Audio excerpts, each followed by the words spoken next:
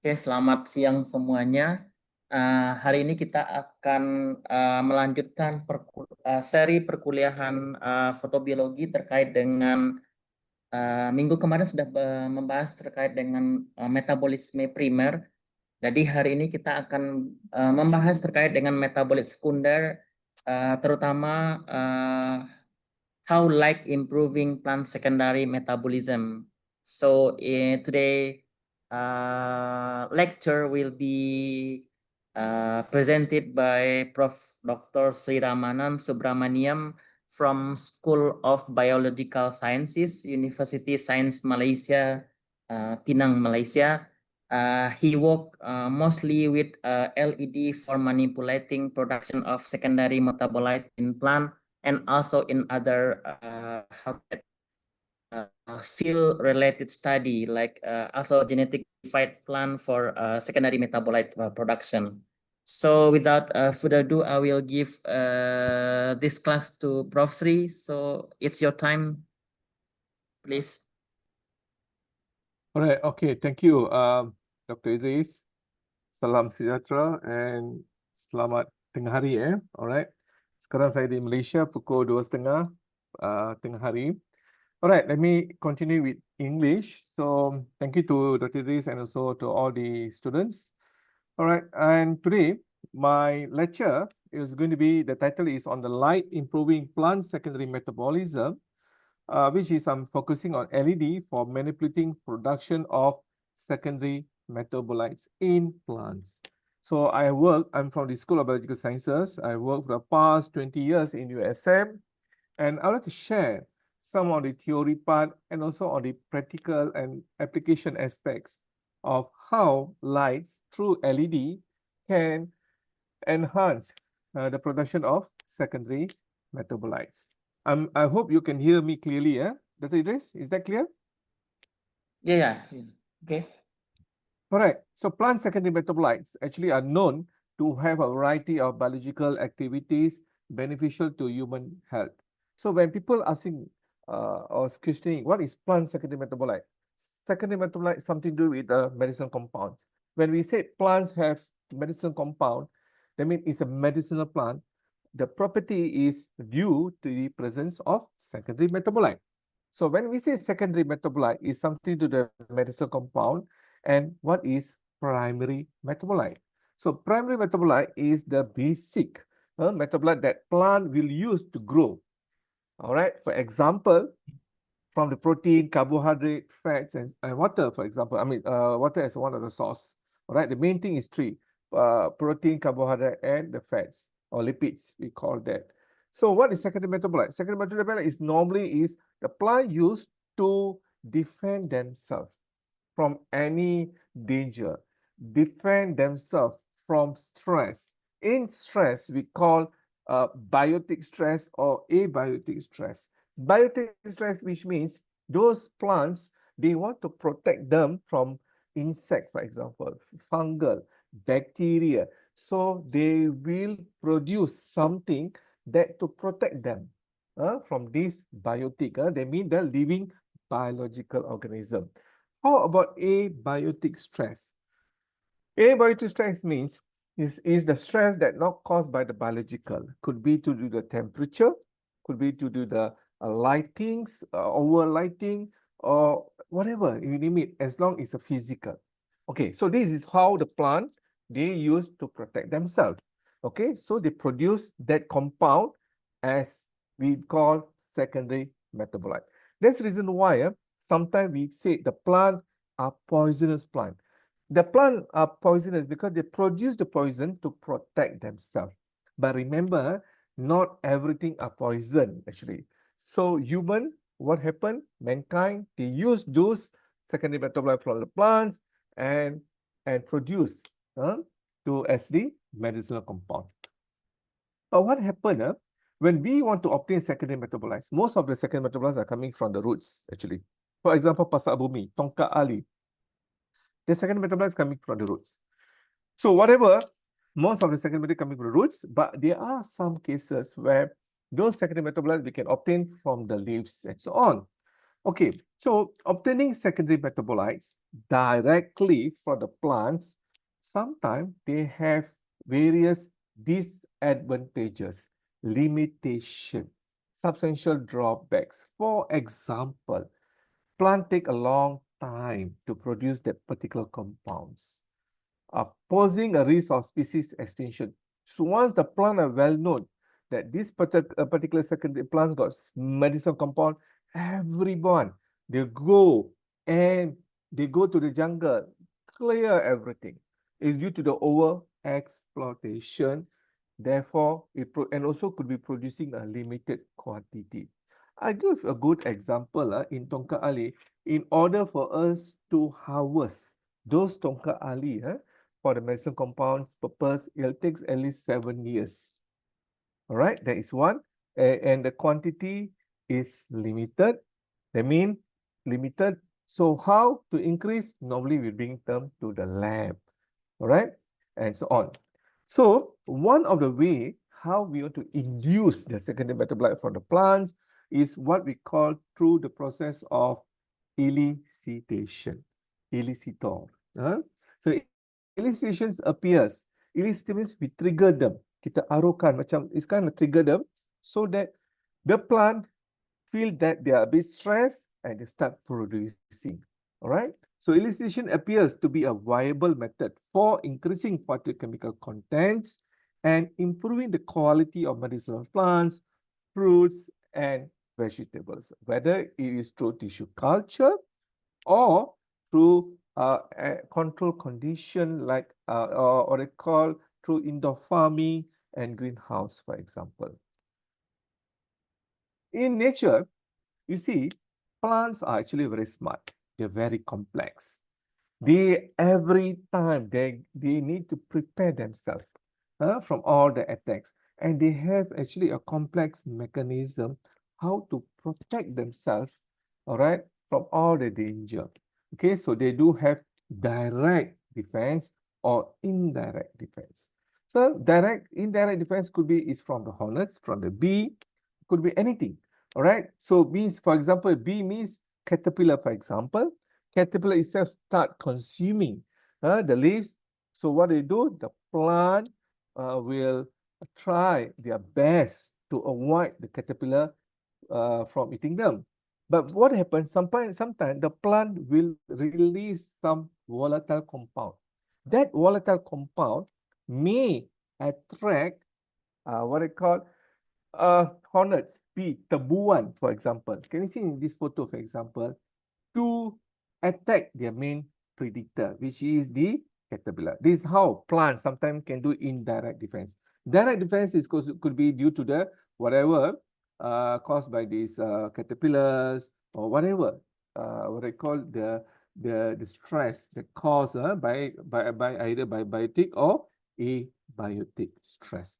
So you understand. So the plant, this is how the plants, but now how they want to protect themselves by producing secondary metabolites.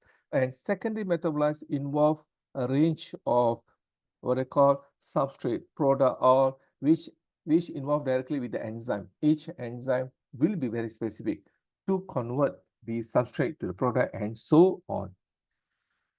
This is the sum of the example. Secondary metabolites, alkaloids, terpenoids, steroids, quinones, phenylpropanoids. They are huge, all right? And alkaloid is one of the biggest group, alkaloid, and so these what they call phenolic, phenylpropanoids, or what they call phenolic groups. All right, so this is the secondary metabolites in plants.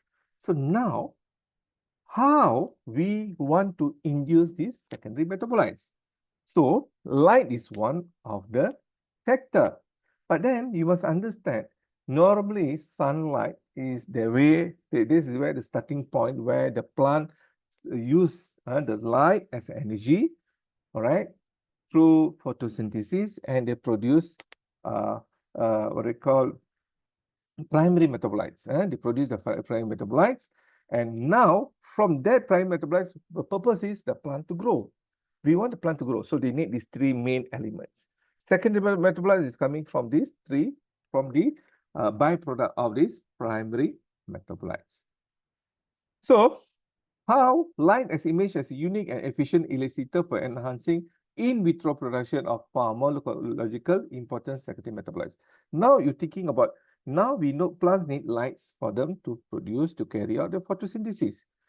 And now how this particular light can induce secondary metabolite. Is it that so that plants require light for primary? Yes, but come to secondary metabolite, there are many factors involved from the light side.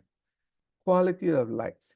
We're talking the white light, lampu putih. When we break down, they have spectrum. So that is what we call through this LED.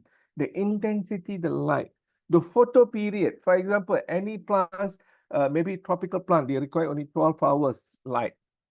Now, we give them extra stress to the light, 16 hours, 18 hours. So light also can be a abiotic stress. So in vitro culture is one of the first methods being used through tissue culture to elicit, that means to activate the plant's defense mechanism, response, and also in return, it produces the secondary metabolite in a larger proportion. So we use tissue culture because this is under the control condition and they're helpful for the therapeutic purposes. So in terms of lights, I mean LEDs, there you have from the blue up to the red and different wavelengths. Fluorescence is those old technology. And they also use UV, UVC, for example, UA, B, and C, for example, but normally we use B or C, all right? Sorry, B, A. So they have been found as an elicitor of secondary metabolites. So in this case, can we use LED? Can we use LED to elicit the production of secondary metabolite in various plant culture system or in various secondary, what they call indoor farming method? Why this is very important? Because we need to optimize those LEDs. And again, when talking about the blue light, you know the white light is from 400 to 700 nanometer. Let me show you something.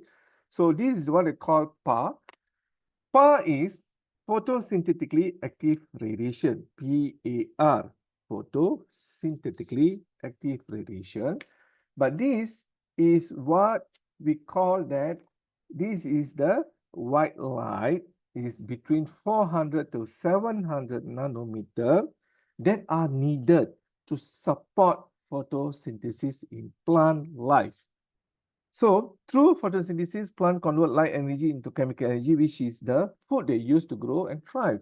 So in this case, through LED technology, that is getting popular, useful, despite a lot of fundamental have done, a lot of application have been done, a lot of reports is being produced every day.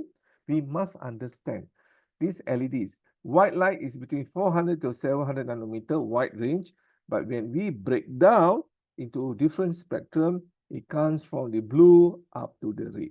Every light, LED lights, different spectrum, they have the rules. So we must understand the effect of light on photosynthesis. So all the while, you must understand that chlorophyll A and chlorophyll B, they have the excitation peak. They will absorb highest. Chlorophyll B will absorb highest around 460 something. Chlorophyll A somewhere in 685. That's the reason why in the beginning, in the early stage of LED technology, researcher, plant growers, everyone, they start using only blue and red light. Why they use blue and the red light? Because of the presence of this chlorophyll B, highest excitation, and also chlorophyll A. That is old story now.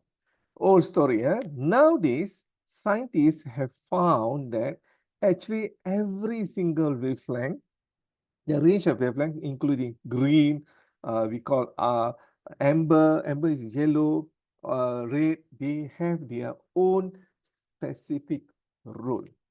All right, not necessarily only blue and red, not necessarily. I mean, there are some red is being useful, some blue is really useful, some they are combination, but every wavelength are useful.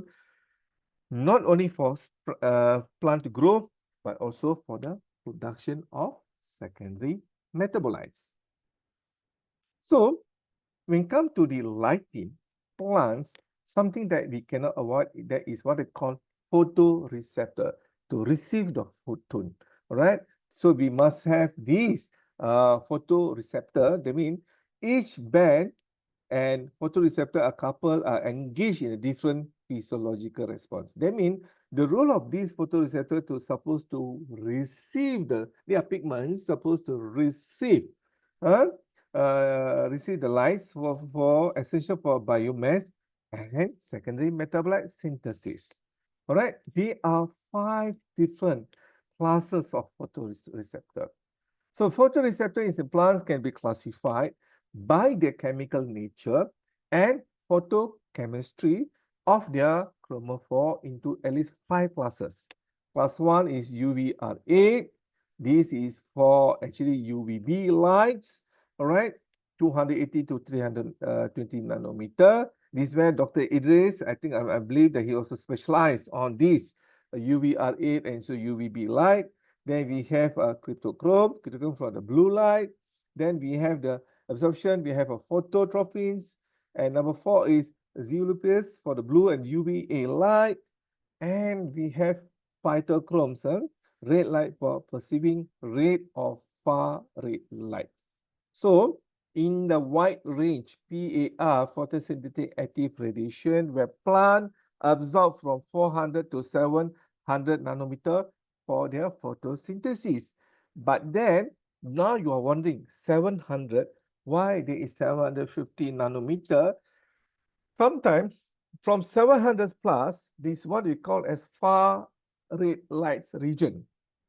This far red light region actually also involved to help the plant, not for only for growing purpose, actually they are more into inducing flowering, fruitings and so on. They have other roles.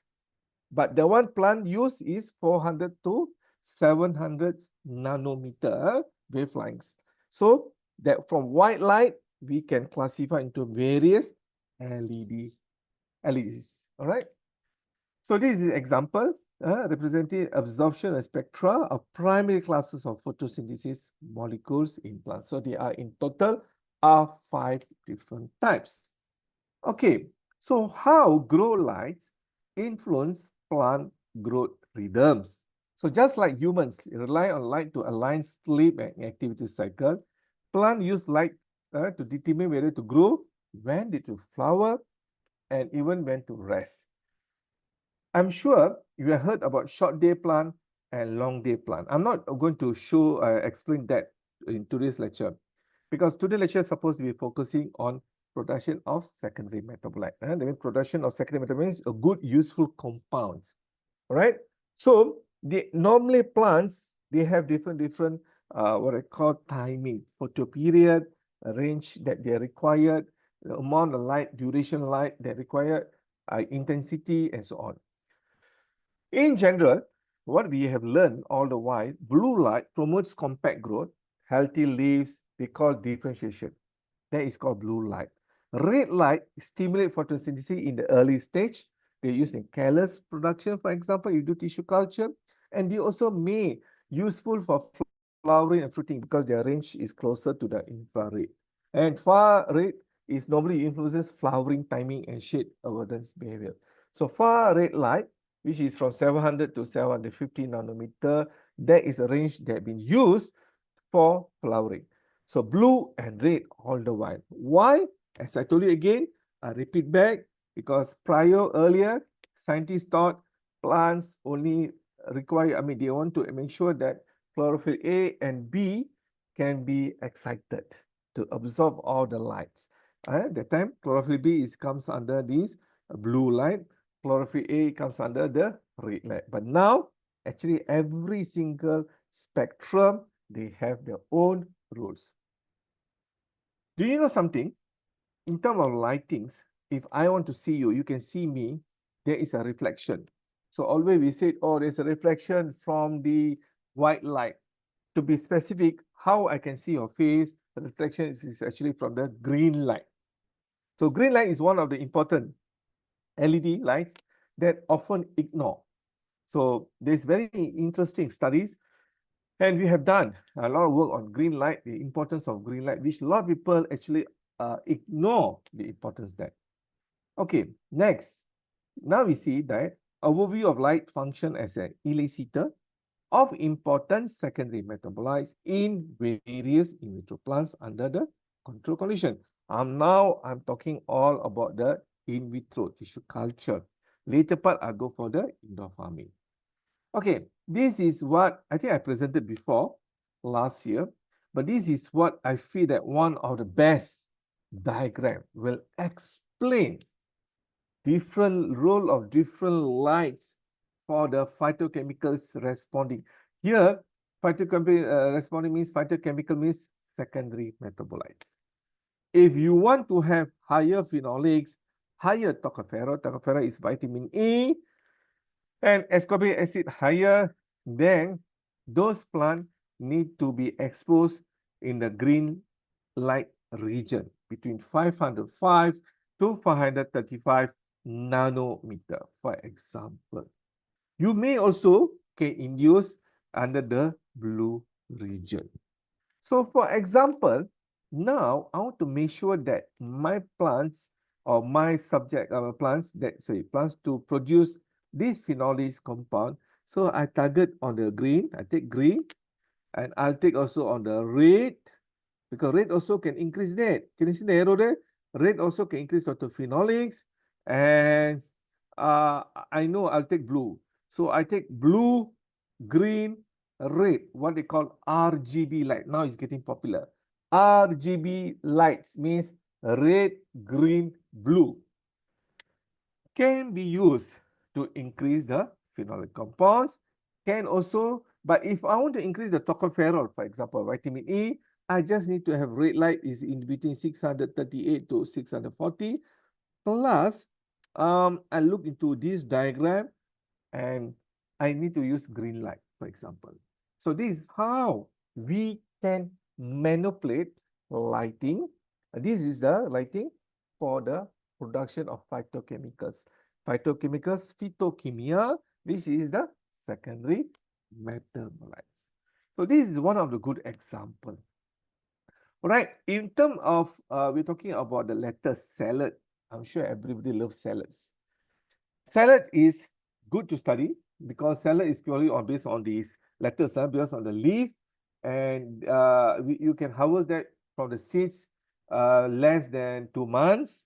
So if you want to do any studies, if you have lights on the growth of morphology, and also to understand the phytochemicals, what are the phytochemicals that have been produced or reduced or enhanced? So we use we use lettuce. So this is example. Growth morphology, yeah? If you want to increase the biomass, then we expose the plant at 510 to 535. What happened, if you expose to 580 to 600 nanometer, there will be antagonistics. That means the biomass is reduced. So this is example how we can enhance the production of these phytochemicals. And then on top of that, we have done a study that nitrate is abundant, sangat tinggi jumlahnya in lettuce. So why nitrates is very high in lettuce? Because in lettuce production, we are using hydroponic. In hydroponic, we use a lot of nitrogen. Am I right? Because what is the function of nitrogen? You want the plant to grow faster. Nice leaf. Everything will be nice. But there is also a setback of this nitrate. Too much of nitrate, it can cause toxic. It can cause a mild poison. I mean, poison you takkan mati lah. It won't fatal. But it causes you some discomfort. So because too much nitrate is not good for the body. That is the reason why saya ini nak hidup sihat. I want to be healthy. Saya kena makan sayur. Nanti saya ini sihat. Makan lettuce, saya akan sangat sihat. Am I right? A lot of people say that. But end up, kenapa saya makan lettuce, perut saya kembung, ada gas lah. Kenapa? Saya ni rasa tak selera lah. Perut memang rasa pening. That is why One of the reasons is due to the presence of nitrate. Even though nitrate is also considered phytochemicals, but any phytochemicals in a bigger, large volume is not good. So, can we control the nitrate? If you reduce the nitrogen in the hydroponic solution, hydroponic normally got solution A, nutrient A and nutrient B. B got nitrogen. If you reduce the nitrogen, indirectly, you will also reduce the production. All right. So, but then I want to make sure that my lettuce production increase at the same time want to reduce. And I don't want to use any chemicals to reduce the nitrate. So what is the option is by exposing lights. We must know which is the best light. Then he can reduce. That's the reason now you can see not in the presence of blue, nitrate is reduced negative.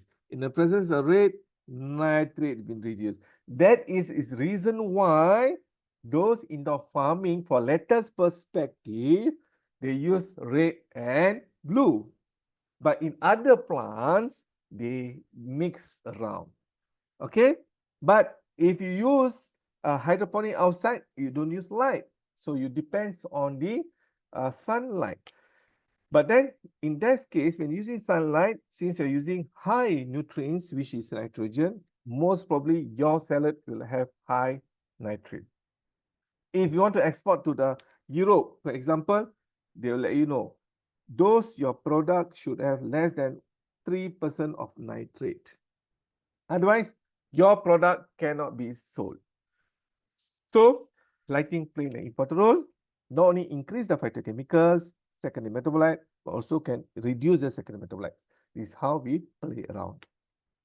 All right, so come back to secondary metabolites. As I told you earlier, the carbon source is a major things for the synthesis. The front end go primary carbon metabolism, then you go to glycolysis and others pathway. There one more things always appear to us. What will happen when the light intensity is reduced? So always we see that, oh, when the light intensity is reduced, photosynthesis also reduce. Yeah, why? Oh, because the photosynthesis don't have enough light chemicals to produce, for example. But the another reason why when you have a low light intensity, that means your plant won't perform well. That is due to the presence of carbon is less being absorbed, less being assimilated. So presence presence of low carbon indirectly will reduce the growth of the plants, the growth of the leaf, and so on.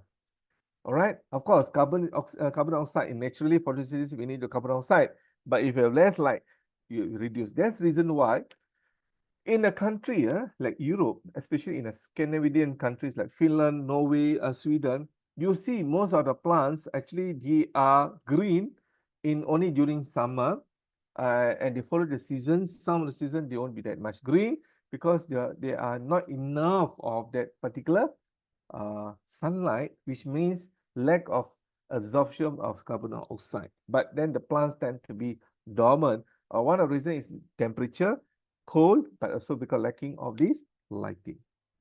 Okay, so you can you see now from these white lights, we break in a major group.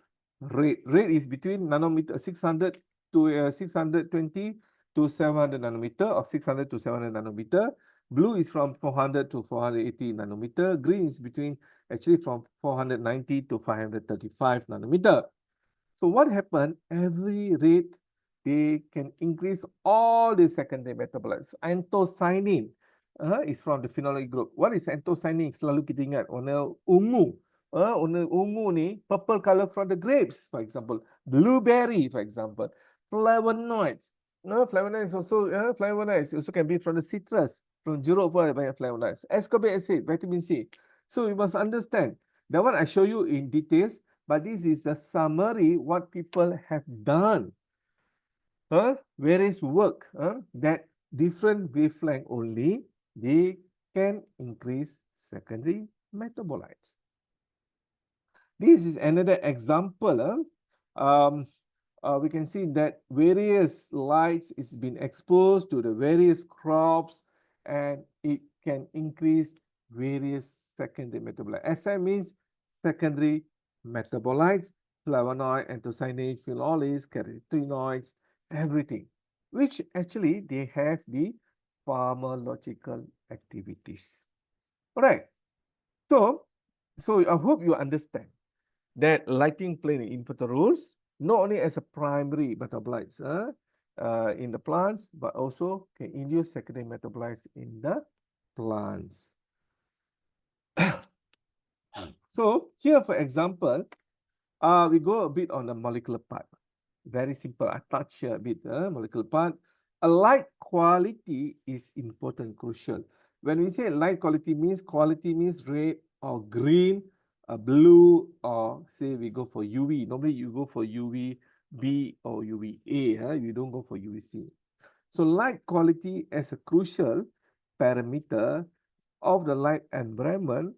So what they do, they have exert multidimensional regulatory effects on plant growth. They mean every light, they have their own rules, regulatory kawalan. Regulatory mean mengawal pertumbuhan-tumbuhan pokok, they mean plant growth, development, and also physiological metabolism. So through these specific wavelength combination, either single wavelength or combination of that.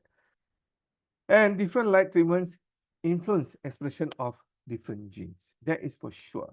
And one of the example we have done that the certain lights can convert the color of salad lettuce warna hijau jadi merah.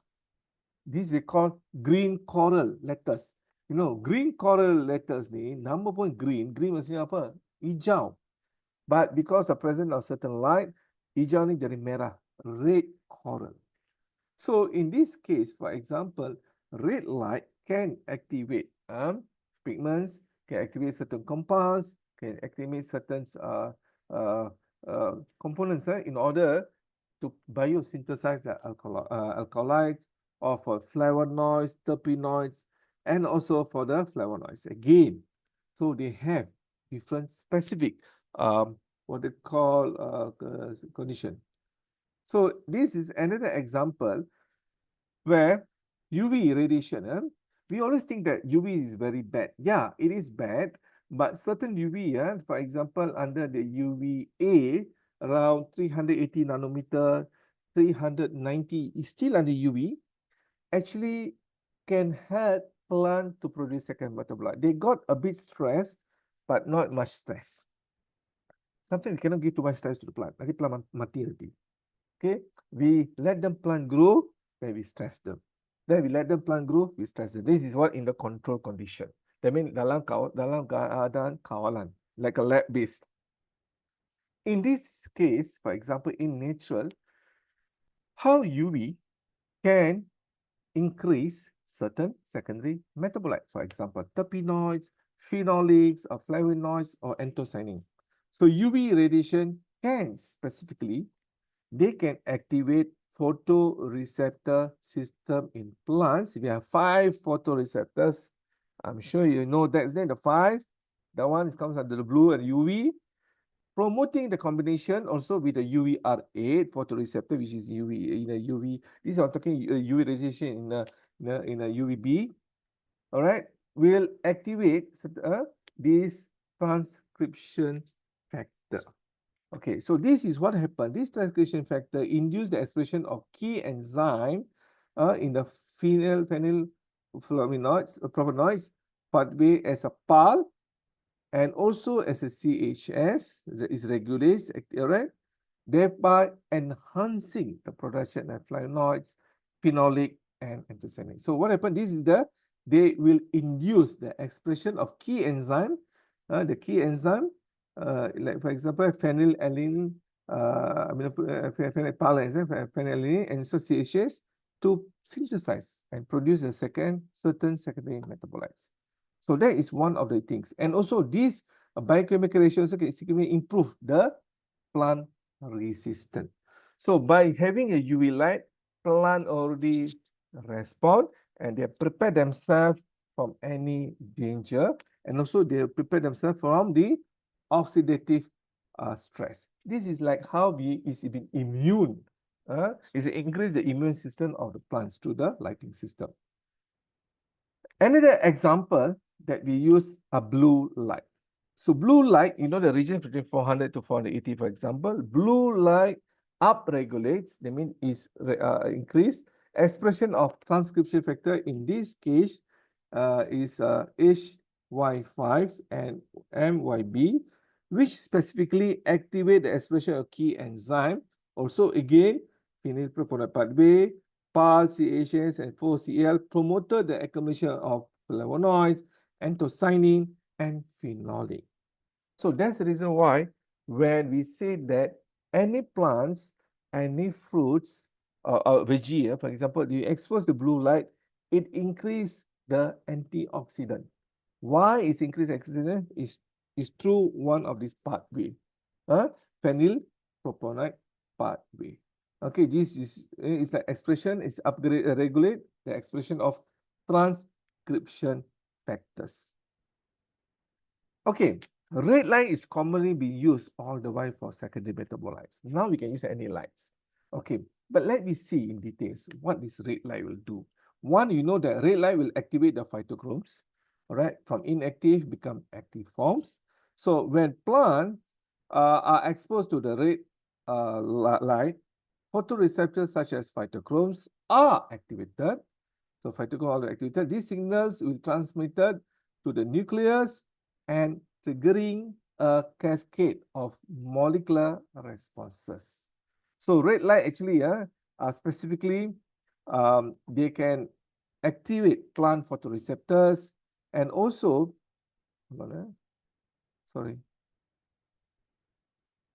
and also for the downstream, just hold on.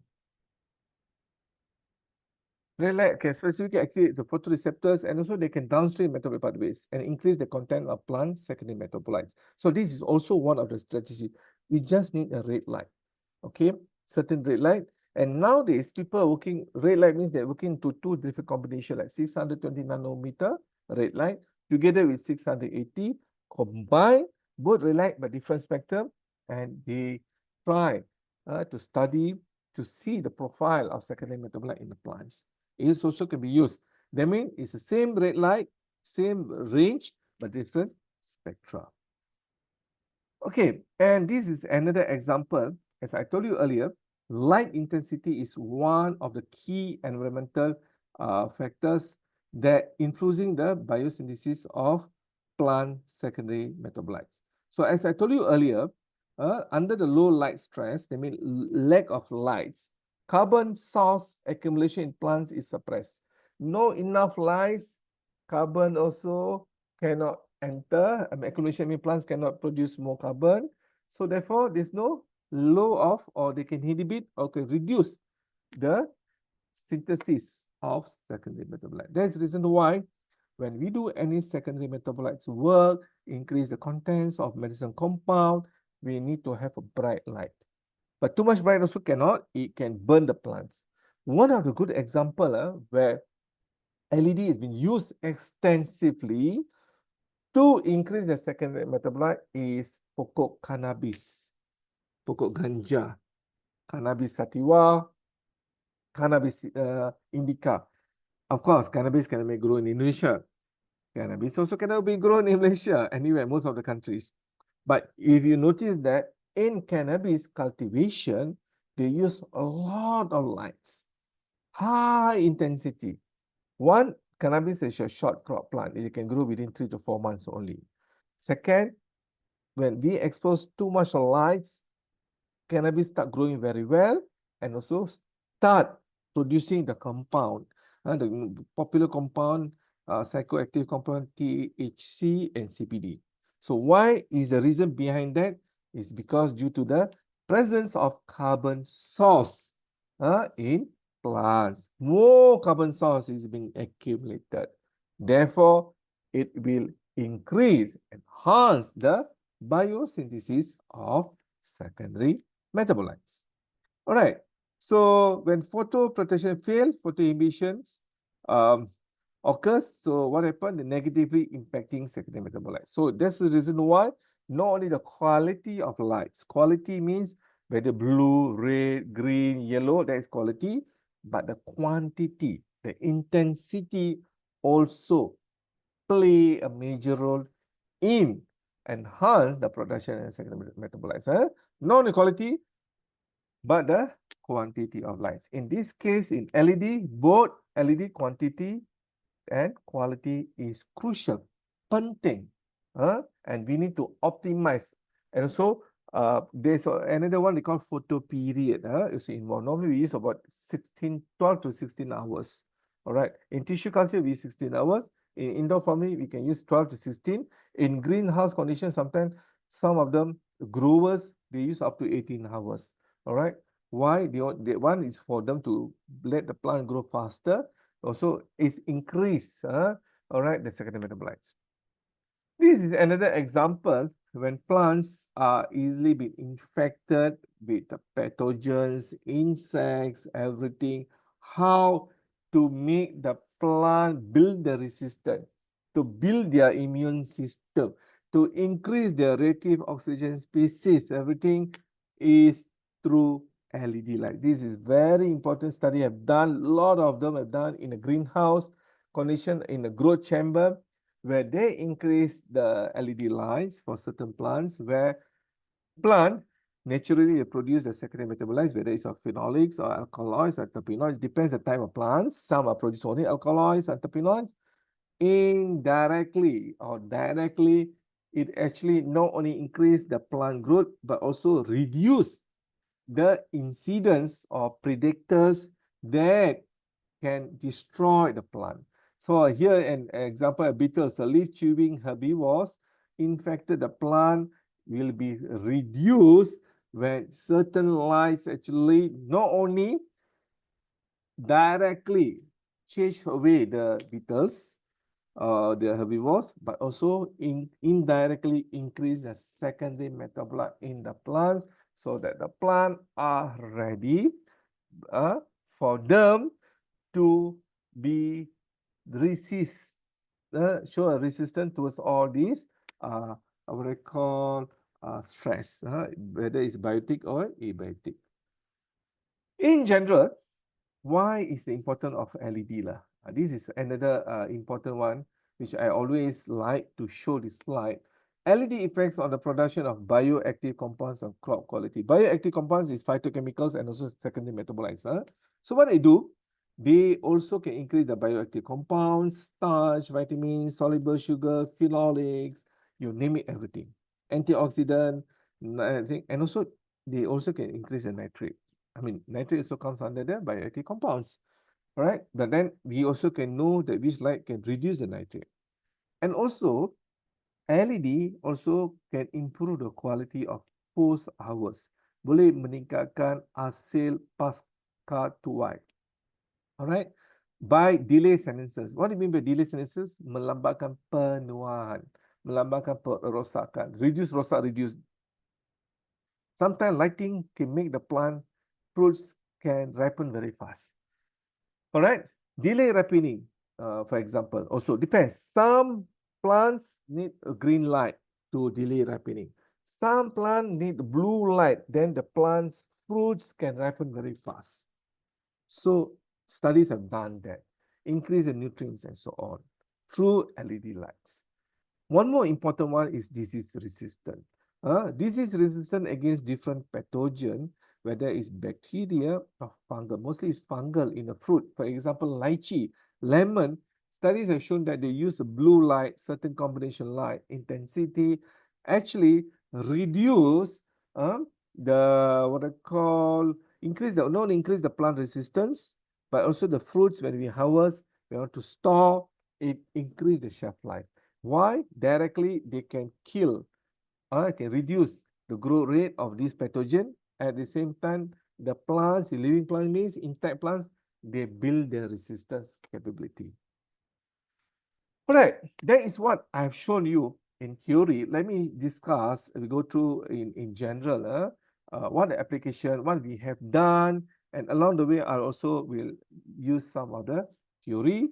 So plant tissue culture, this is one of my main project. So nowadays most of the lab they use different LEDs combination for them to grow, because as I told you, white lights is good, but not as good when we focus specific certain lights for them to grow. And we have done many plants. You name it, we've done, whether from orchids, from the red dragon fruit, from the physalis, and also kiwano. This is they call Artemisia annua, pokok yang menghalau nyamuk. So this project later part I will discuss to you. And we also proven that plants, orchid are not only the beautiful because of flowers, but they do have inner beauty. They do have this what I call medicinal compound. And how to increase the medicinal compound by using selected LEDs. Then you know that certain plants they can the second metabolite they can increase. We have done that. We have published a work in 2022 on the role of this dendrobin and anthocyanin in the blue dendrobium orchid. We increase by using different lights. It shows a tremendous level of phytochemicals just by exposing to the lights. I'll give you a good example. Second metabolite in hibiscus, pokok bunga raya. I'm not sure what they call in Indonesia. I think also bunga raya, kalau tak silap saya. So what happened? Bunga raya actually, pokok this hibiscus is known to have can used for hair, improve the hair follicles so that people won't drop the hair easily, improve the hair growth. It's partly of traditional medicine being used now in India. I believe also in Indonesia is also one of the components they use also for jamu. So we use different types of lights. And what happened in the callus, for example, where it produces a callus in the, after treatment with different compounds, and white, blue, red, far red, and purple, and we harvest, and we notice that there are different level of these secondary metabolites.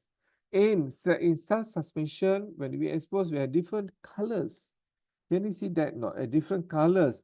So here we are focusing on the cyanidin, the blue color, compounds, cyanidin, glucosides, and beta cytosterol, where we have noticed that different LEDs increase, enhance different secondary metabolites.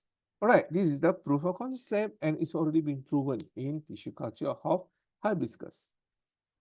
Red dragon fruit is lovely. The highly nutrients. All right. So what we did earlier, we want to produce a red dragon fruit through tissue culture, and also we want to use what I call different LEDs to enhance the production of what I call betalain. So the betalins, market value of betalins from the beet extract, all the way they're getting from beet extract, beetroot extract, but too difficult. And why not we find an alternative way? Can we produce betalin from this red dragon fruit? Possible there. So what is betalin compounds? It's a chromoalkaloid. Remember, betalins looks like a purple reddish. Right? Any plants, like for example grapes, they have anthocyanin. They won't have this betalin. Red dragon fruit, they have these alkaloids we call betalins, but they won't have anthocyanin. They cannot be together, anthocyanin or betalin. All right. So this is a chromoalkaloids.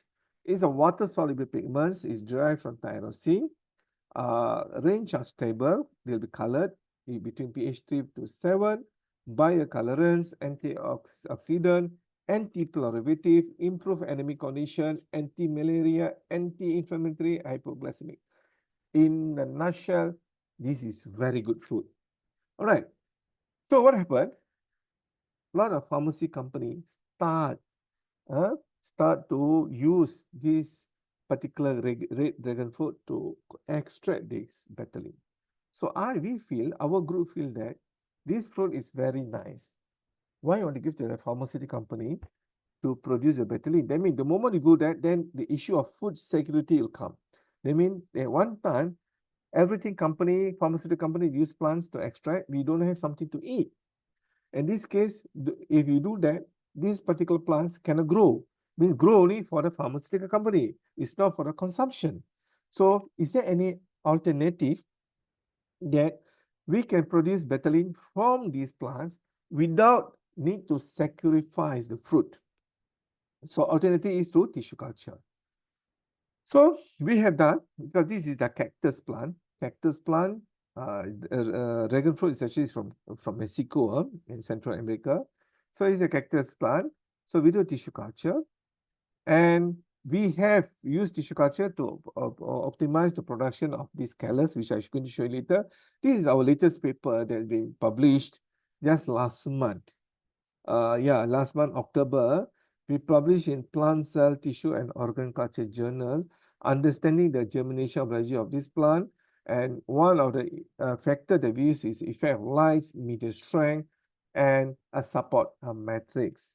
So we have used this dragon fruit. And what we do, this is the research flow. All the while my students have done, they have done a phytochemical analysis, betylene content, phenolics content, flavonoid contents, and so for the antioxidant. We have tested various methods, different lights, and we produce the callus. And the callus that in this case, it produces yellow and red callus line. You have yellow callus, red callus, and we have such suspension in the different colors. All right, red, and you must understand, yellow means doesn't mean no betylene. Betylene is actually a beta-cyanidine and beta-xanthine. So in this case, this also is a beta-cyanidine. This is beta-xanthine. They're also part of betylene. All right, we have done different spectral lines to see the effect of callus under different lines, and different lines produce different betylene concentration. And red, in this case, red light at 660 nanometer have shown that it can produce higher beta-lene. So this is beta-xanthine plus beta-cyanidine equal to betylene, total betylene. So what happened? Why is important? Because callus and suspension cultures can be potential source for betylene compounds as culture duration is shorter. If you want to grow the plants, one, it takes longer for plant to produce the fruit, but through tissue culture is shorter. Second, we want to make sure that those plants is used to consumption, let people enjoy, rather than give to pharmaceutical. Of course, pharmaceutical, they used to produce medicine, but we can provide an alternative platform for them to produce them. Okay, we work with the Mongolian group. So this is Artemisia annua, pokok yang halang nyamuk. Nyamuk semua tak suka. Nyamuk ni, when they see this pokok ni, dia akan lari, melarikan diri. Because it produce the volatile compound. And not only that, when we extract this plant, and it can use also as an anti-malaria. So, if you remember Bill Gates and Melinda Foundation, they have sponsored a group in China to produce this Artemisia and produce Artemisia in the form of jelly, and they gave to this in various African country where have high population mosquito, high incidence of malaria, and by having chew this product, it reduce malaria because it has anti-malaria. That is in China. So this plant they do have in Vietnam, they do have China, but surprisingly in Mongolia, their plant do grow, but it have reduced level of Artemisia annua. That means, reduced level of artemisinin. Artemisinin is the compound. Artemisinin is a compound for anti-malaria. So it have reduced. Why? In Mongolia, the temperature are always very cold. Now, I think at this moment is -10, if not mistaken, -5. So during winter, in end of December, in Mongolia, the temperature will be -50, -50. So in that case, those plants, they cannot survive or they'll be in a dormant. Because it's dormant, after that, they'll grow back during the spring and summer, then again become dormant. The contents of artemisinin is always low, especially from Mongolia. It's the same species, but location is different. Those people getting from Artemisia annua from Vietnam is different, China is different. You go to Iran, you go to Hungary, They have also Artemisia annua, but China is so far the best is China and Vietnam. So what we do? What is the problem statement? Is artemisinin compound is low. So how to increase? There's a solution through using light. So we have collaborated, University Science Malaysia, we have collaborated with these, hold on, University Science Malaysia have collaborated with the Mongolian Academy of Science in 2013 up to 2022. So what we do? We have done a lot of work. I have students who published, graduated and published. So we work on the effect of LEDs, micronutrients, and so to increase the artemisinin production in Artemisia annua. This is one of the work where it's been co-authored. My collaborator is Dr. Oyun Bilik, Yung Green, all right, and also have collaborated from Airlangga Universitas, Dr. Devi. We work together also on this project indirectly.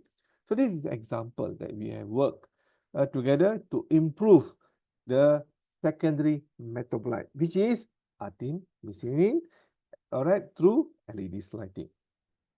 Tongkat Ali, Allah, this everybody knows that. Can I take a break about 10 seconds? I just want to take water.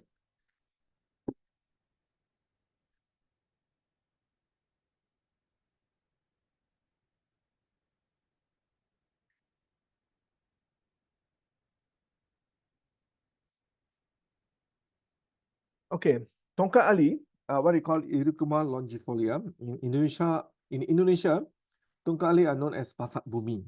Okay, I mean, they have been used both Tongkat Ali and also pasak bumi. So it's grown well in Malaysia. So what happened in Tongkat Ali is become popular, very popular for the past 25 years. And because due to the properties, aphoristic properties, people take Tongkat Ali. And most of the Tongkat Ali now is being harvested in Kalimantan area. I was told that every week, 100 tons of Tongkat Ali is being exported from Indonesia, also some part of Malaysia, because in Kalimantan area to China. All right, illegally. I was told that. Okay, compared to Tongkat Ali, it takes about 4 to 5 years, sometimes up to 7 years to produce the roots system, because most of the compounds is coming from the roots. And Tongkat Ali has been used by the orang asli, orang tempatan, native people, orang Dayak in Kalimantan, also in the Aborigines in Malaysia and so on. And there are also a lot of Tongkat Ali also in Sumatra, I believe also in Java region. So what is our problem statement is how to produce these Tongkat Ali roots so that the compounds will be there without harvesting. And no need to go harvest in the jungle. So what we do, we did through this hairy root production technology. And when we produce the Tongkat Ali from the tissue culture, they have certain compounds. We target into 2 compounds, alkaloids, 9-methyl-6-6-on is one of them. So my student from Jordan, Mahmoud, he have tried using different lights of lighting to increase the secondary metabolite of the Tongkat Ali. This is the hairy root. Hairy root is being induced through Agrobacterium rhizogenus in a different LEDs, and dark white, blue, red, and mint white.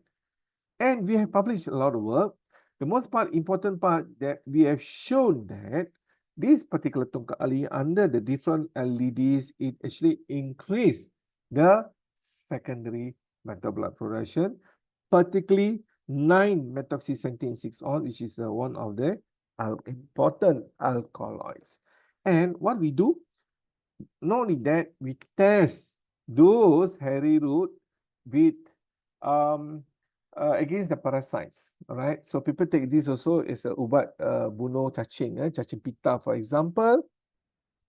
And it shows that the synthesis of antiparasitic bioactive compound that is against this blastocytis, species.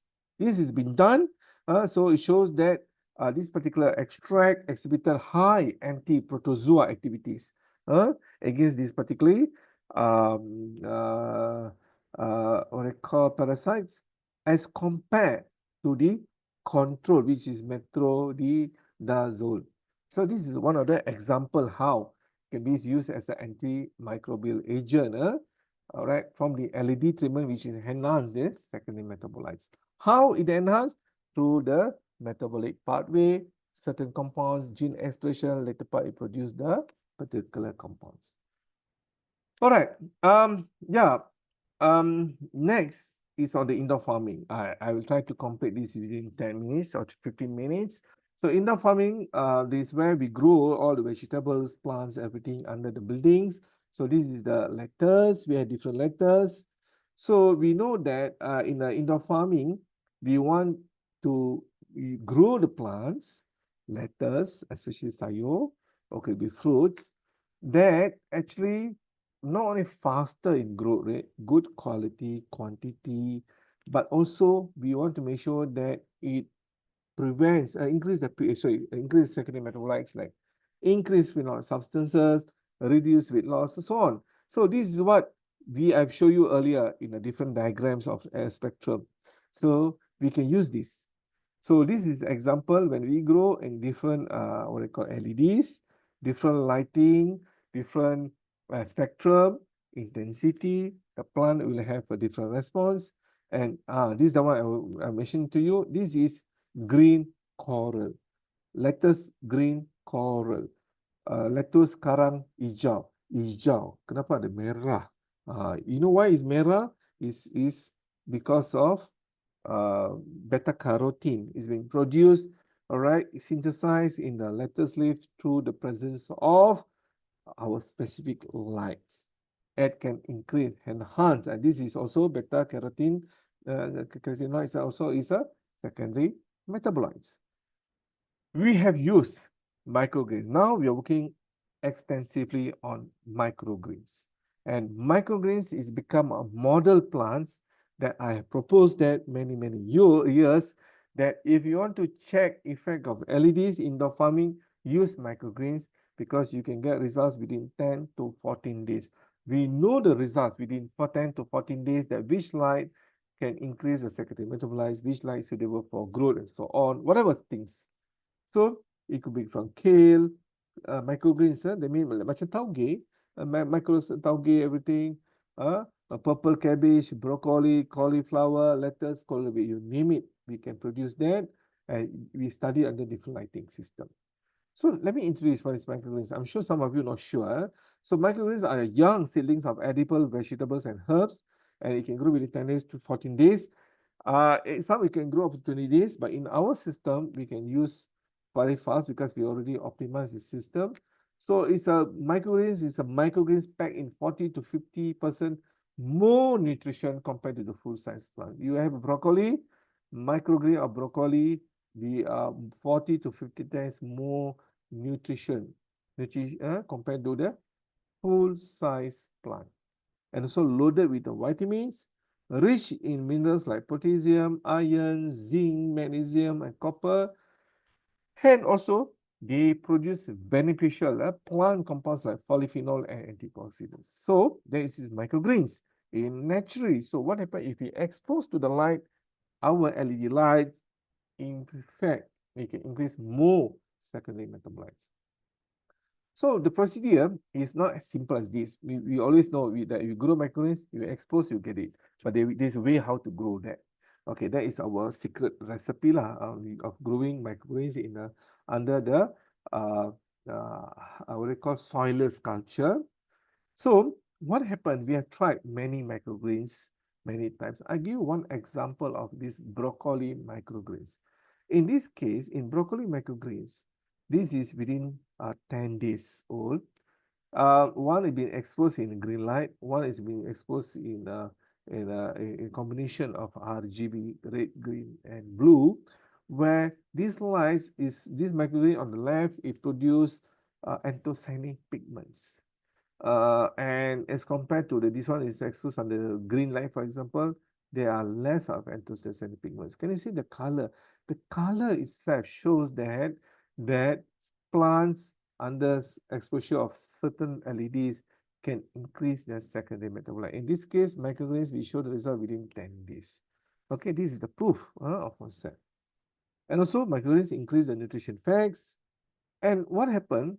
Why we do different LEDs in microgreens in the farming? Microgreens are popular actually in Europe because the very high nutrition and so on, plant stems, health benefit and so on. But in Europe, when they grow microgreens, they using under light because sometimes during winter no sunlight. So people say in Malaysia, for example, maybe in Southeast Asia, why do you need to have under LED? We can grow under the sunlight, but these microgreens need certain temperature. They may we need to grow under control condition, and also lights play an important role for the development. Also can improve the taste of microgreens by optimizing the recipe through the LED light spectrum, lower nitrate content with higher content of vitamin C and antioxidants, and also can produce high degree of coloration, red color, purple, whatever, as compared to the what I call green. Remember, this white tauge, white sprout, they are crunchy, they're nice to eat, but they are not loaded with any vitamins. They have very low of proteins and lack of vitamins. Microgreens is the better options. But through LED light, it shows can produce resistant to fungal and bacterial diseases, resistant to the physiological disorder, and efficient growth rate.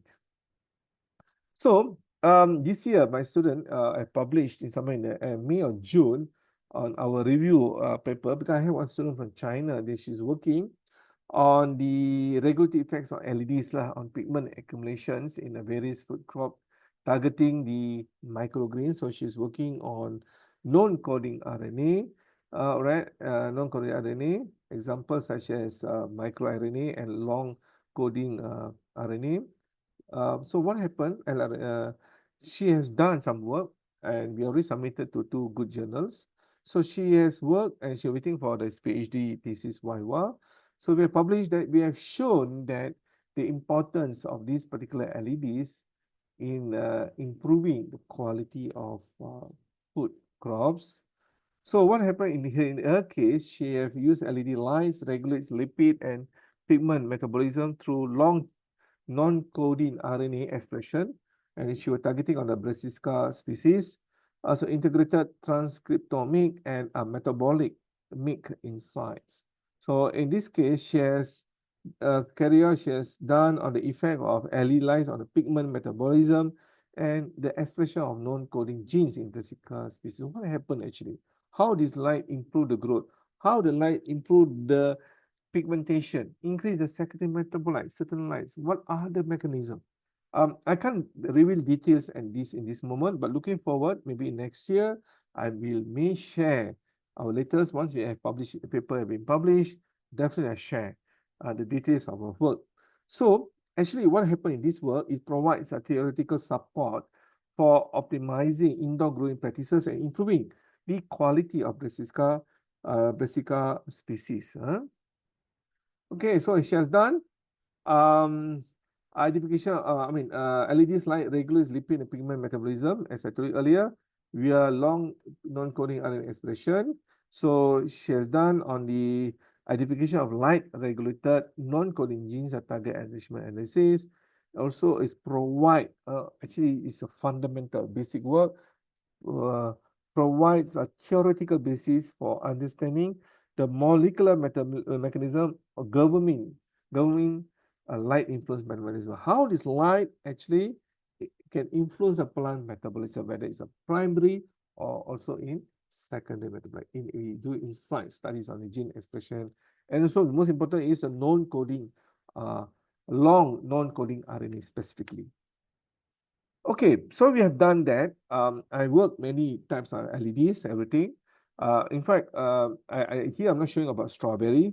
We have worked on strawberry projects. We have worked many crops, and with the strawberry, we work at the basil, parsley, Italian parsley, thyme, and so on. But I just want to focus certain things only. Just want to share to you. Just now I mentioned to you all on the tissue culture LED technology in the tissue culture and also in indoor farming. But there's certain things we need to understand when people want to work on LEDs. It's not as you just expose the light, a plant grow it. There are many factors involved. All right, whether it's qualitative, quantitative, photo periods, conditions, so on. Let me start. We need to understand terms that every LED grower should know. or scientists, students should know? I mean, just now I mentioned about the PAR. There's one what they call PPF, and we have PPFD as the way to measure light in photosynthetic light application. So what do you do? I show you example that how we can understand. So PPF is actually as a total of photons emitted per second. That means how much the lights photons being produced from the light. This is called PPF. The unit is micromole per second. PPFD means total of photons reaching a target flux density. How much the plant or any organism, including algae, for example, how much they can absorb that. Why? The reason I say this important, when we study the what we call, we read the journals, we read the book, you want to do some experiment, always we take this, okay, red light, for example, and you know that red light, what is the production of red light, how much they produce, the PPF. Sometimes you written PPFD, but students, for especially, they sometimes we don't understand. So PPF means how much light is produced, PPFD means how much the plant absorb that. These two things. We can measure that, all right? And also involved in the height. So PPF means photosynthetic photon flux, PPF, how much light is being produced from the light. PPFD is photosynthetic photon flux density. That means is a spot measurement of specific location on your plant canopy. How much the plant receive that in a micromole per square meter per second. That is the unit, how much received. Right? So when you read the journals, you must understand. When some scientists, they mention that amount of light being used, for example, 50, 100, 150, 200, we must double check whether it's a PPF or PPFD. This is very important. Okay, no matter what, when we come to PPFD, there's another things is important is height. When you say light, light height, when you have 1 meter, what I call 1 feet, no 1 meter, 1 feet, satu kaki, plant receive almost 100% from the light source.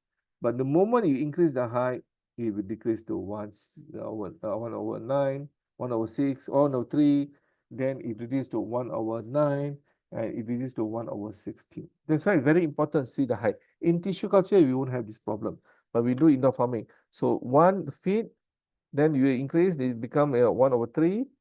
That means plant only receive 1/3. If you increase some 3 feet, plant only receive 1/9. You increase some 4 feet, plant only receive 1/16. Some more increase, sometimes the plant won't receive the much of the lights. So very important to have the height of the lights that can be exposed to the plants. And other terms, seldom people use, but it's important, what they call DLI, daylight integral, which measures the total amount of light that is delivered to plant every day. That means you having a 16 hours exposure, you having the 12 hours exposure, how much the light the plant received. And this measures the number of moles of photons per square meter per day, and is expressed as mole over meter per square per day. Right? We have this apparatus, spectrophotometer that can measure that. All right, so I've done, and I should thank to Dr. Idris and also to Universitas Andalas. I should thank to actually my collaborators. This is my beginning of my work. When we work also with the University of Toyoshi University of Technology from Japan. I'm from the School of Biological Sciences, but I also got second institute, Center for Chemical Biology. We have a CRES who actually give us some sponsors, some grants. Now, not much grants is available nowadays, very, very difficult. So they are the one who actually help us to fund our project. So I think I have done. So now I open for the questions Q&A. Thank you. Okay, thank you, Prof. Sri, for the lecture. And now we going to the discussion. Is there anyone have a question? You can type your question in the chat, or also you can raise your hand if you have any specific question related with this lecture. But first, I have a question, Prof. Sri. It's Yeah, related yeah. with green light because green Okay. light doesn't have any photoreceptor.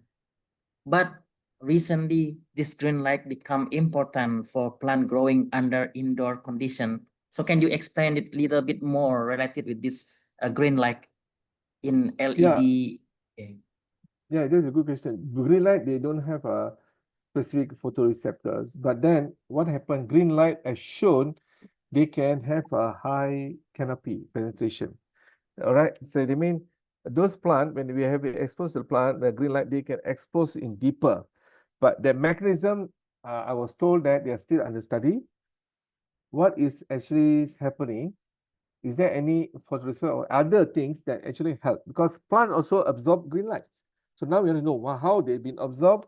At this moment, we couldn't find the actual reasons, whether it's a photoreceptor or what. We also working this on this aspect with other colleague. All right, so we'll get back the right answer. Even though the review paper was mentioning some other things, pigments, but some other photoreceptors closer, but we are not that much convinced. But that's a good question actually. How which photoreceptor, which one involved in the absorption of green light? Like a yellow light, it comes to the phytochrome. Phytochrome, all right, because it's yellow light means the amber, they call amber, closer to the red light. But green light is, even though they were telling it might be cytochrome, whatever, but cytochrome, maybe cytochromes, but it's still studying that on that. Thank you for the questions. Yeah. Okay. Is there any question from the student? Please raise your hand or you can type your question in the chat.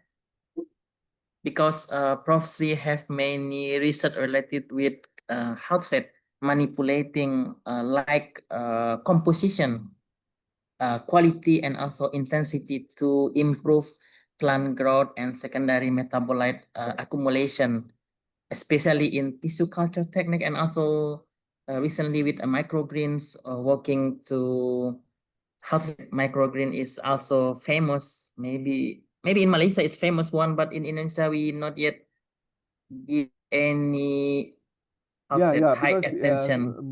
Yeah, Malaysia famous, but Indonesia because Indonesian people loves to eat tauge. They love tauge. But sooner or later, I think we are going towards that. Microgreens as a tool. I mean, tauge is nice, but you want to have healthy food is microgreen. In Indonesia, I was told that there are a lot of people consuming microgreens, but in a high end, premium hotels and restaurants. All right, maybe things will Yeah. change in future. I only found this microgreen in how to say it, in Java Island. They have already in the supermarket, but in West Sumatra I didn't found it. Yeah. Okay, we have a question in the chat room. In you can check it, Prof. Sri. Okay, where's the thing? Hold on, Mm. just hold on. Yes, just hold on. That's for a second. Does placing LED of different color within the same room affect the photobiological response of plant, including the production and accumulation of metabolite due to potential cross illumination or spectrum leakage between treatment? Hold on, doctor. Let me check back. Okay, sorry. Just now I got one important WhatsApp. Okay. Hold on. Okay. Where is to check? I Okay. think based on your last Okay. last slide, I think. Yeah. Rizwan Rota. Mhm. Okay. Does placing LED different colors with the same row with photo Okay. Um. Previously, what we have done, in tissue culture, we have different lights. We have a border, sempadan. So we try to put black cloth. All right. We don't want to the lights to be segregated to other sides. Okay. You want to make sure that the lights is only for red means red, blue means red for the plants. But you see, LED, yeah, they are non-monochromatic.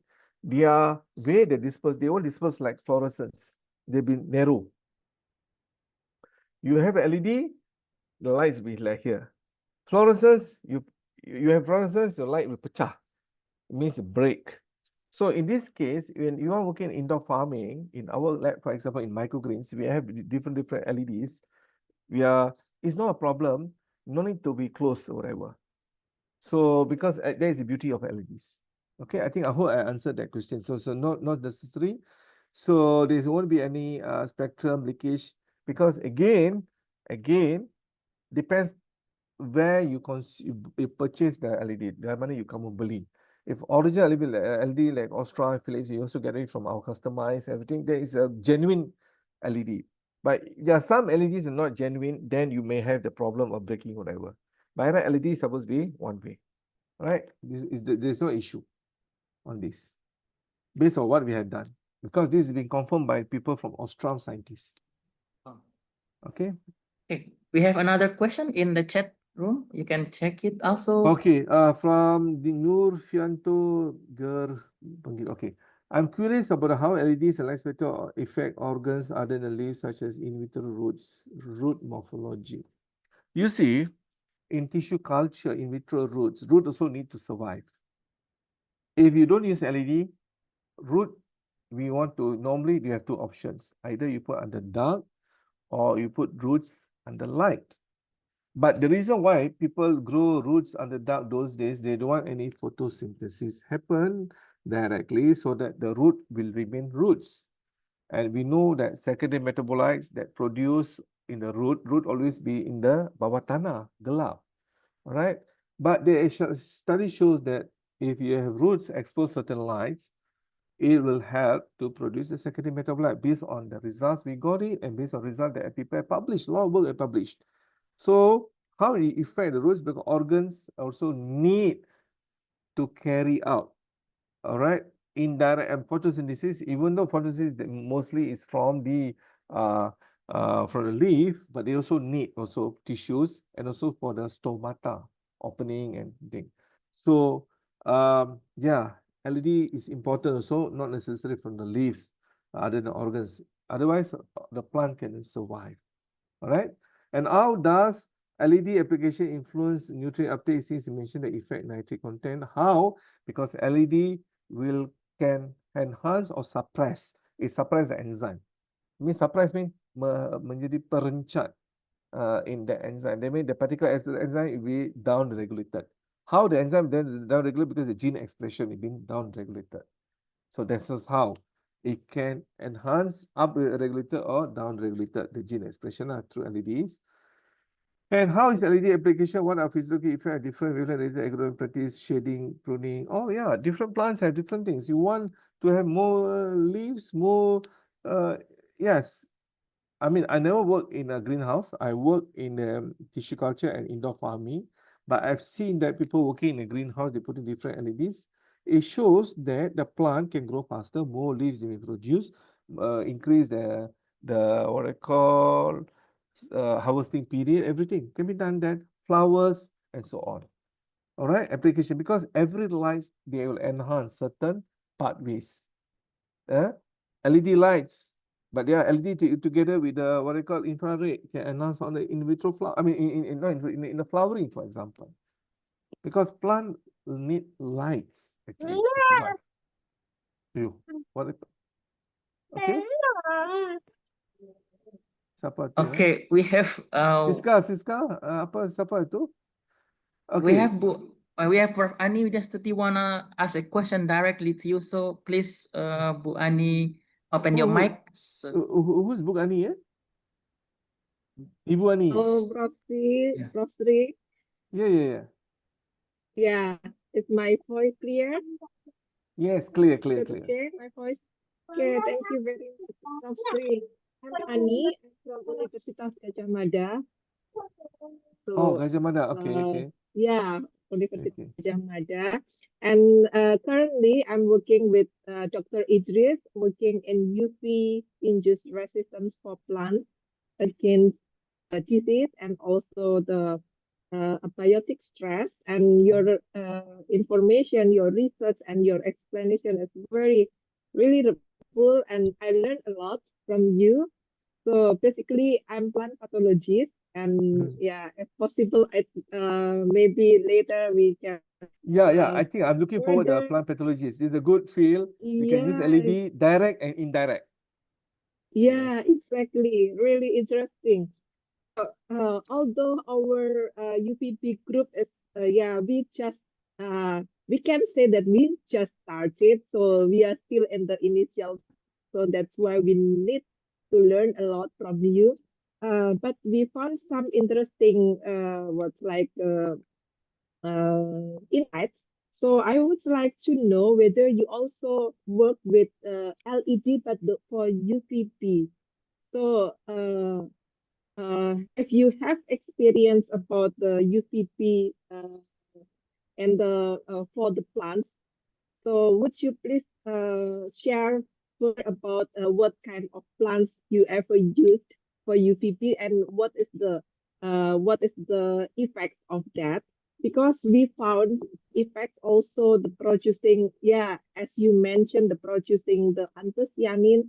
We tried in shallots, and one variety also has a good response in like we haven't checked the anthocyanin production yet, but we see the color of the pulp become more purple, and it's very interesting. And what I would like to know is uh, whether you have experience about working with UVB. Is it local effect or it's also can be cyst effects? Because when we check in some research, we found that UVB only work in the local effect. For example, only in the leaves if we treat it for the plants. But we found that the effects also what influence the production, the pulp, and also the color of the pulp, which is that what like under in the roots. So the question, yeah, I would like to know whether for example, the UVP also influence systemically on the plants or only locally. Thank you. Yeah, doctor, what is UPP? I can't get what UPP? UVP light. So we use the UVB ultraviolet B. Oh, okay. All right, okay. Yeah, you call UPP. Okay, ultraviolet. Yeah. Ultraviolet. Okay, UVB lah. Sorry. Mhm. Okay, I've never worked on a UVB lah. B means B. I haven't worked on a UVB because I think Dr. Idris worked on UVB lah, huh? UVB.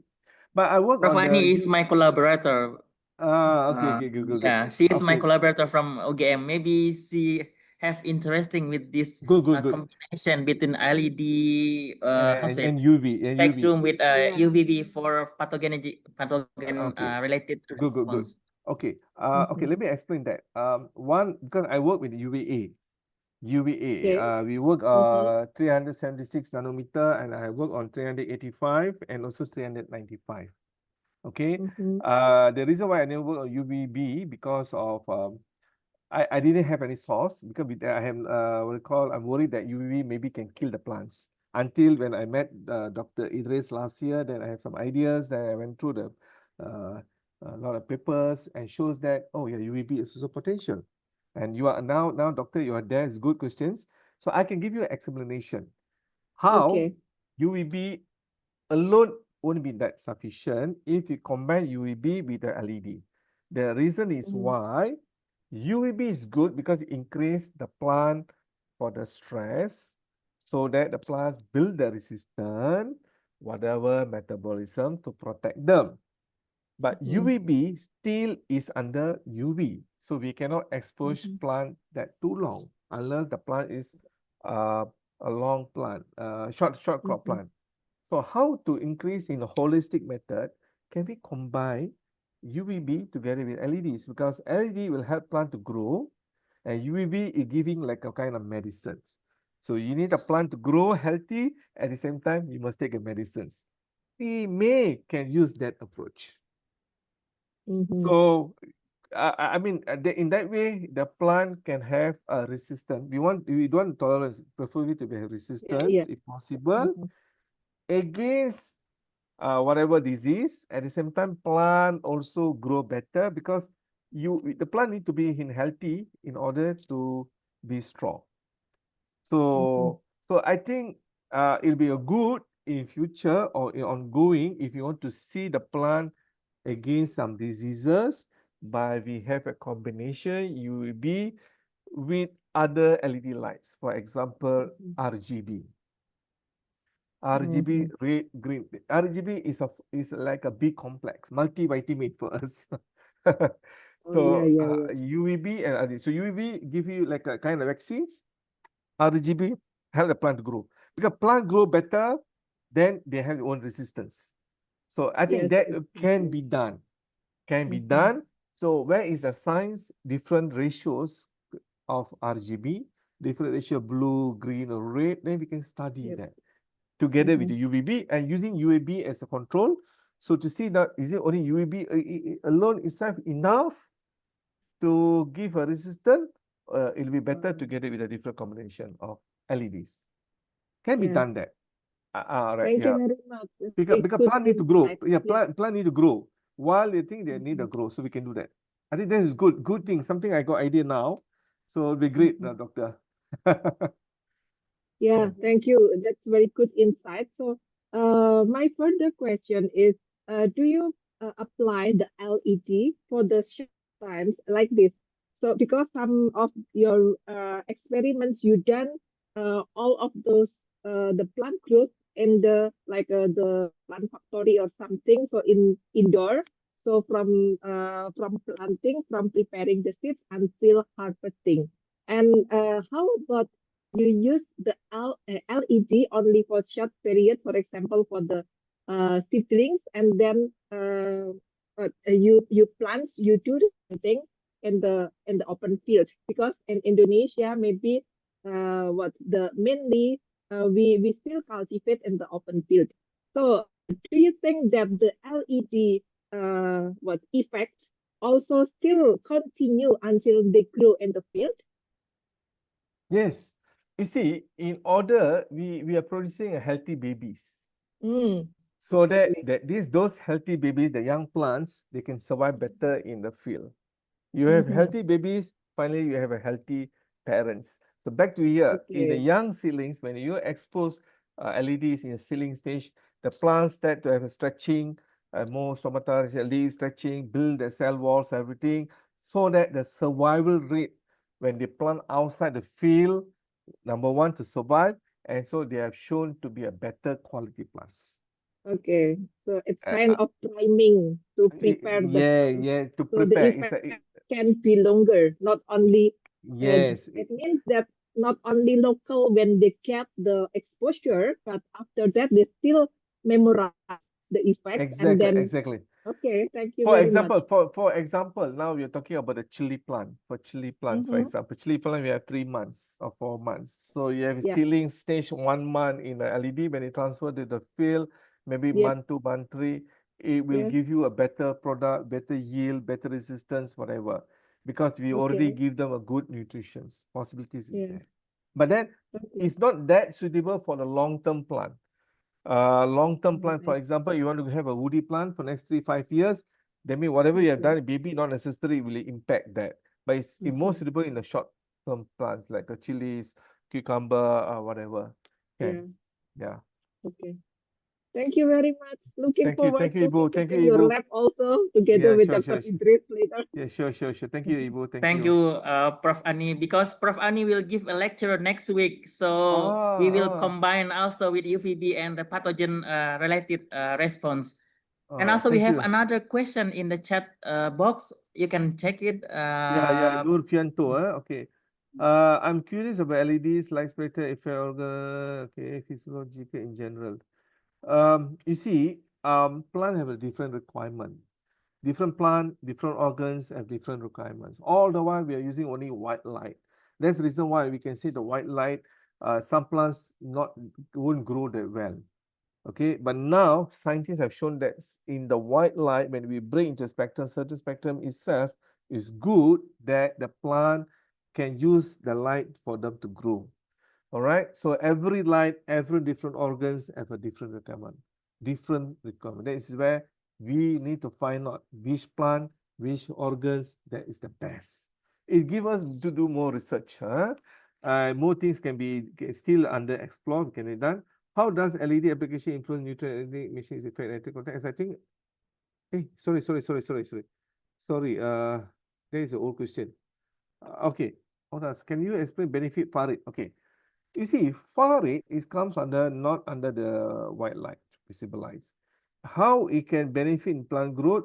They do have a certain effect, but far rate are more into for the flowering or induced fruitings, everything. That is the far rate because for photosynthesis, there is between 400 to 700 are well known, but far rate are more known for this purpose, more on the photosynthesis, so more on the fruitings and so on.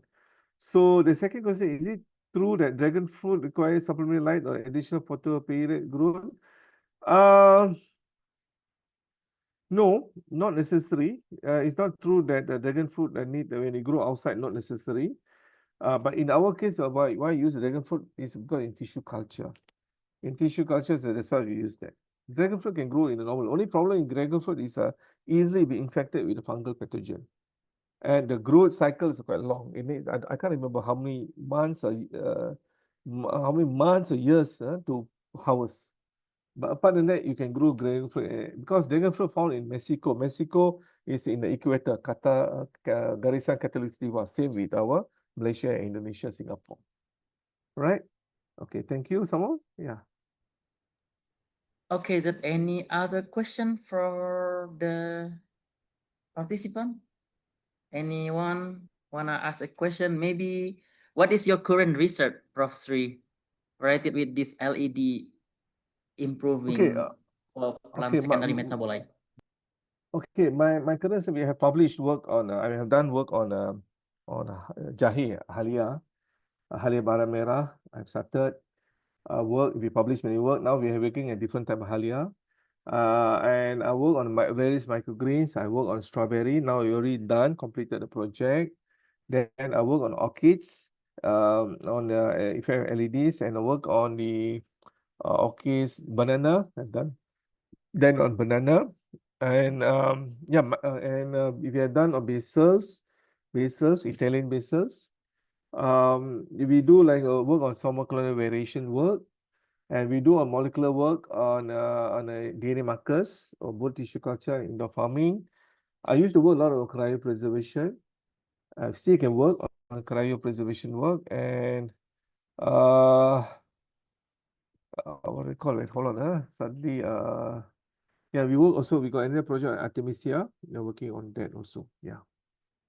Mostly tissue culture, indoor farming lah. Using LED as one of the tool, and we do histology, molecular, phytochemical screening, and so on. All right. Okay. Is there any other question or apakah masih ada pertanyaan atau if you have a question in bahasa you can asking Prof Sri because you understand also bahasa, right, Prof Sri? Yeah, can I can understand.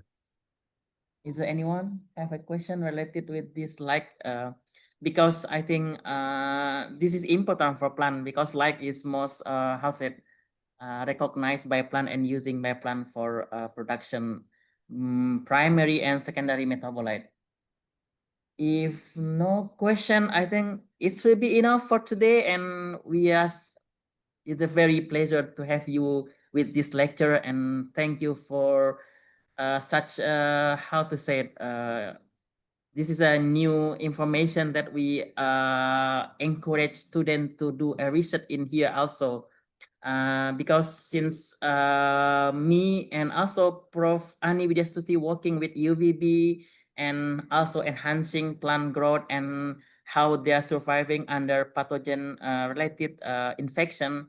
And also I'm working with how to say it, abiotic stress. And currently we also try to working together with Prof. Sri related with this zingiber endemic to West Sumatra. I think this will be interesting to improve not only in lecture but also in our research collaboration. Maybe Prof. Ani interesting with this also to make collaboration with you related with this LED and also like related treatment to the plant. So Yes, I hope yeah, this I'm definitely looking forward to work with not only with Dr. Idris and everything, with also with Prof. Aini from the University Gajah Mada. I think we can work together as a team and also as a nation from between Indonesia and Malaysia. Yeah. Yeah, definitely. Sure, sure. Yeah, We we are will looking see forward there. Sains We're program. looking forward there. Thank you, Dr. Yeah, Haini. thank Thank you. you. Okay, I will stop the record and then